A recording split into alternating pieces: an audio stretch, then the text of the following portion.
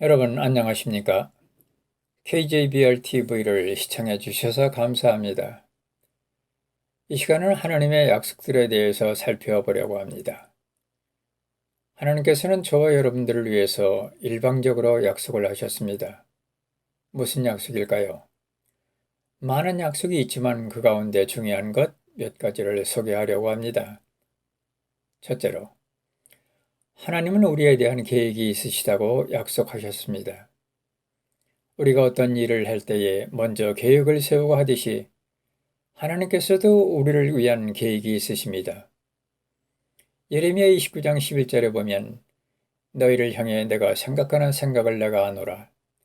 그것은 평안을 주려는 생각이요 재앙을 주려는 생각이 아니니 곧 기대하던 결말을 너희에게 주려는 것이라 주가 말하노라 라고 말씀하셨습니다.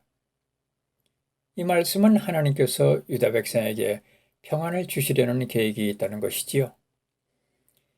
예레미야 29장의 내용은 남유다의 20대 마지막 왕인 시드기야 왕 시대입니다.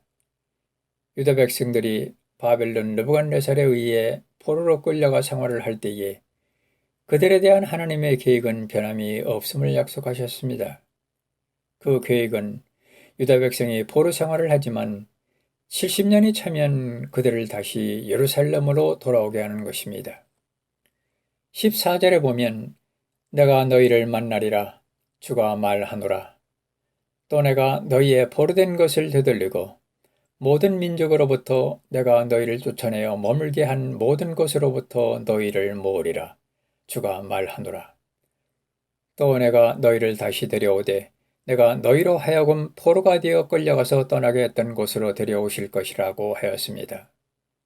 그러므로 하나님이 계획하신 그 약속을 믿고 거짓 대언자들의 말을 믿지 말고 그곳에 정착하여 자손을 번성시키고 그곳의 평안을 위해 기도하라고 예레미야를 통해서 말씀하셨습니다. 11절에 의하면 하나님의 계획은 유다 백성에게 재앙을 주려는 것이 아니라 평안을 주신다고 하였습니다. 그 당시 유다 백성들이 남의 나라에 포로로 끌려가 노예 생활을 하는 것은 분명 평안함이 아니라 재앙일 것입니다. 그러함에도 하나님은 재앙이 아닌 평안을 주실 것을 계획하시고 약속하신 것이지요. 그렇다면 그들은 하나님의 약속의 말씀을 믿고 절망하지 말고 소망을 갖고 인내를 해야 할 것입니다. 오늘 우리의 현실은 어떻습니까?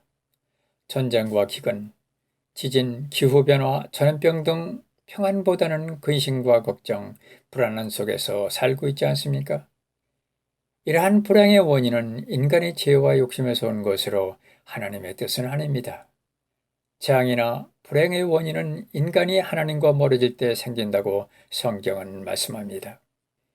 예레미야 18장 10절부터 11절에 보면 만일 그 민족이 내 눈앞에서 악을 행하여 내 목소리에 순종하지 아니하면 내가 그들을 유익을 위해 허락하리라고 말한 그 복에 대하여 뜻을 돌이키리라.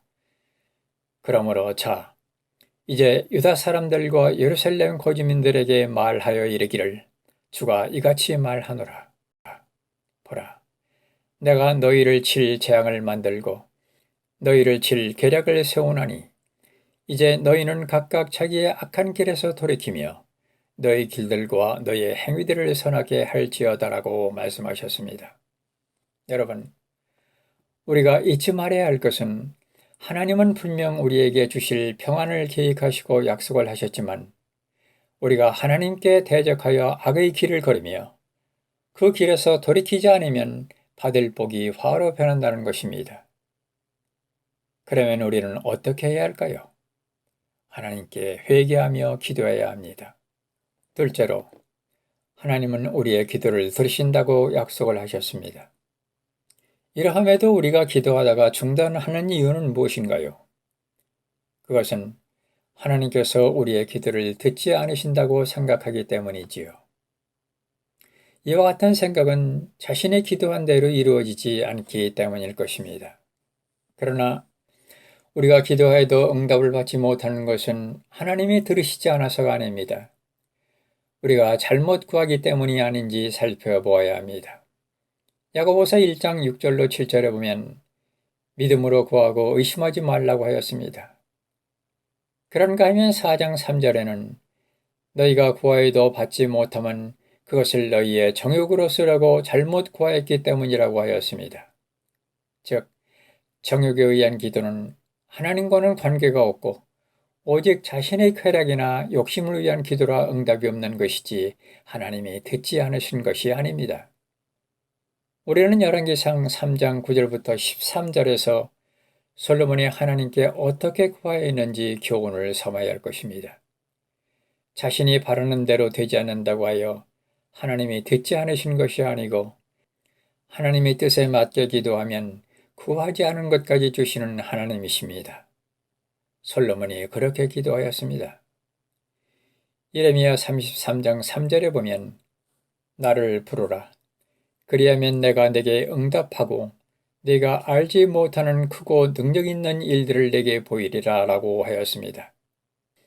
마태복음 7장 7절부터 8절에 구하라 그러면 너희에게 주실 것이요 찾으라 그러면 너희가 찾을 것이요 두드리라 그러면 너희에게 열릴 것이니 구하는 자마다 받고 찾는 자는 찾으며 두드리는 자에게 열릴 것이니라고 말씀하셨습니다.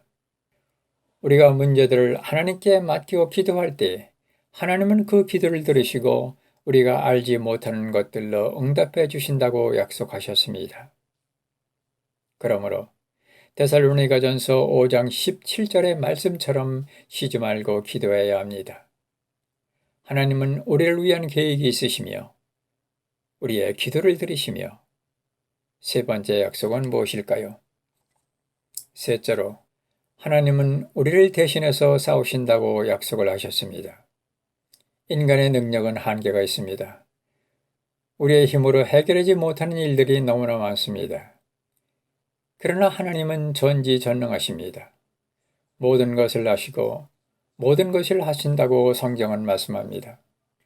잠언 15장 3절에 주의 눈은 모든 곳에 있어서 악한 자와 선한 자를 살립신다라고 하였고 욥은 욥기 42장 2절에서 주께서는 모든 것을 하실 수 있사오며 어떤 생각도 주께 숨길 수 없음을 내가 안다라고 고백하였습니다. 그렇습니다. 출애굽기 14장에 보면 이스라엘이 홍해를 건너는 장면이 나옵니다. 파라오 왕은 이스라엘 백성들이 이집트를 탈출한 것을 알고 600대의 전차를 준비하고 그들을 추격하여 따라잡습니다. 그러자 이스라엘은 두려워서 죽게 부르짖으며 이집트에는 매장지가 없어서 우리를 데리고 나와서 이 광야에서 죽게 하느냐. 차라리 이집트 사람을 섬기는 것이 더 낫다며 모세를 원망합니다. 그러자 모세는 14절에 주께서 너희를 위하여 싸우시리니 너희는 조용히 있으라 하며 그들을 달랬습니다. 여러분이 잘 아시는 바와 같이 출애굽기 14장은 이집트를 탈출하는 이스라엘 뒤에는 이집트 군대가 추격해오고 앞에는 홍해바다로 가로막혀 진퇴양난에 처했을 때에 15절에 보면 모세가 하나님께 부르짖어 기도했습니다. 하나님은 그 기도를 들으시고 모세를 통해서 홍해 바닷물을 둘로 나누십니다. 이스라엘 백성이 안전하게 건너자 하나님께서는 추격하는 이집트 군대를 바닷물에 수장시켜 이스라엘 백성을 구원하신 내용입니다. 이런 기적은 모세의 기도로 하나님이 이스라엘을 대신해서 싸우셨기 때문에 승리할 수 있었습니다. 그러므로 우리는 빌립보서 4장 6절부터 7절의 말씀과 같이 아무것도 염려하지 말고 오직 모든 일에서 기도와 간구로 너희가 요청할 것들을 감사와 더불어 하나님께 알리라. 그리하면 모든 이해를 뛰어넘는 하나님의 평강이 그리스도 예수님을 통해 너희 마음과 생각을 지키시리라 라는 약속의 말씀을 믿고 기도해야 합니다. 자신의 능력으로 해결하지 못하는 것들은 염려하지 말고 주님께 맡기고 기도하므로 하나님이 우리를 대신해서 싸워주시는 것을 경험하시기를 바랍니다. 네 번째 약속은 무엇일까요? 넷째로, 하나님은 항상 우리를 사랑하신다고 약속을 하셨습니다. 사도 요한은 요한 1서 4장 16절에 우리를 향해 하나님이 갖고 계신 사랑을 우리가 알았고 또 믿었나니 하나님은 사랑이시므로 사랑 안에 거하는 자는 하나님 안에 거하고 하나님도 그 안에 거하시느니라 라고 하였습니다. 하나님은 항상 우리를 사랑하십니다. 구절이 그를 증거하고 있습니다. 하나님께서 자신의 독생자를 세상에 보내사 우리가 그분을 통해 살게 하셨은즉 이것 안에서 하나님의 사랑이 우리를 향해 나타났느니라라고 하였습니다.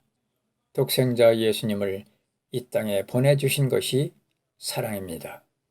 요한복음 3장 16절에도 하나님께서 세상을 이처럼 사랑하사 독생자를 주셨으니 누구든지 예수님을 믿기만 하면 영원한 생명을 얻게 해주시겠다고 약속을 하셨습니다. 요한복음 1장 12절에 그분을 받아들이는 자들, 곧 그분의 이름을 믿는 자들에게는 다 하나님의 아들이 되는 권능을 그분께서 주셨으니라고 하였습니다. 예수님을 믿는 사람이 멸망당하지 않고 영원한 생명을 얻는 이유는 하나님이 사랑하시는 자녀가 되었기 때문입니다. 세상의 부모도 자기 자식이 잘 되기를 바라거늘 하물며 사랑의 하나님이 자신의 자녀들을 멸하지 않으시고 영원한 생명을 주시는 것 너무나 당연하지 않습니까? 그러나 이 당연한 것은 전적인 하나님의 선물이요 은혜이지 우리의 노력이나 받을 만한 자격이 있어서가 절대 아닙니다. 구원은 우리의 행위로 얻는 것이 아니라고 성경은 말씀합니다. 에베소서 2장 8절에 너희가 믿음을 통해 은혜로 구원을 받았나니 그것은 너희 자신에게서 난 것이 아니요 하나님의 선물이니라고 하였습니다. 그러므로 우리는 하나님의 사랑 안에서 생활을 해야 합니다. 하나님의 사랑 안에 거하는 생활은 어떤 것일까요? 요한일서 4장 11절에 보면 사랑하는 자들아 하나님께서 우리를 이처럼 사랑하셨으니 우리도 서로 사랑하는 것이 마땅하니라 라고 하였습니다. 이웃이나 형제를 사랑하는 것이 하나님의 사랑 안에 거하는 생활입니다. 가장 큰 사랑은 그들에게 예수님을 전하는 것이지요. 인간의 사랑은 조건적이고 영원하지 못합니다. 그러나 예수님의 사랑은 영원합니다. 왜 그럴까요? 다섯 번째로, 하나님은 우리를 절대로 떠나시지 않으신다고 약속을 하셨습니다. 히브리서 13장 5절에 보면 너희의 행실을 탐욕이 없게 하고 너희가 가진 것들로 만족하라. 그분께서 이르시되 내가 결코 너를 떠나지 아니하고 너를 버리지 아니하리라 하셨느니라 라고 하였습니다. 이 말씀 중에서 내가 결코 너를 떠나지 아니하고 너를 버리지 아니하리라라고 하는 말씀은 히브리서 기자가 신명기 31장 6절과 8절의 말씀과 여호수아 1장 5절에 나오는 말씀을 인용한 것입니다. 신명기 31장에서 모세는 120세 나이에 가나안 땅에 못 들어갈 것을 알고 자신의 뒤를 이을 여호수아에게 순탄치 못할 가나안 여정에서 주님이 너보다 앞서가셔서 너를 떠나지 않으시며 버리지도 않을 것이니 마음을 강하게 하고 용기를 갖고 두려워하지 말라고 당부한 말씀입니다. 모세가 죽은 후에도 하나님은 여호수아 1장 5절에서 똑같은 말씀을 여호수아에게 하셨습니다. 히브리서 기자는 13장 1절부터 4절에서 성도가 지켜야 할 몇 가지 규범들을 제시합니다. 끊임없이 형제를 사랑하고 나그네를 대접하고 결박당한 사람들의 고통을 기억하며 음행과 탐욕을 버리고 가진 것으로 만족하라고 하면서 5절에 주님께서 너를 떠나지 않고 버리지 않는다고 말씀하였습니다. 이런 규범들은 구원받은 성도가 당연히 실행해야 할 것들이지만 행하지 못해도 8절의 말씀과 같이 어제도 오늘도 영원토록 동일하신 예수님은 우리를 떠나지도 버리지도 않으신다고 약속하셨습니다. 할렐루야. 요한복음 6장 37절에 아버지께서 내게 주시는 모든 자는 내게로 올 것이요 내게 오는 자는 내가 결코 내쫓지 아니하리라 라고 하였고 요한복음 10장 28절에 내가 그들에게 영원한 생명을 주노니 그들이 결코 멸망하지 않을 것이요 또 아무도 내 손에서 그들을 빼앗지 못하리라 라고 하였습니다. 구원받은 하나님의 자녀는 주님이 떠나지도 않을 뿐더러 사탄에게 뺏기지도 않으신다고 말씀하셨으니 날마다 승리하는 생활을 하시기 바랍니다. 끝까지 시청해 주셔서 감사합니다.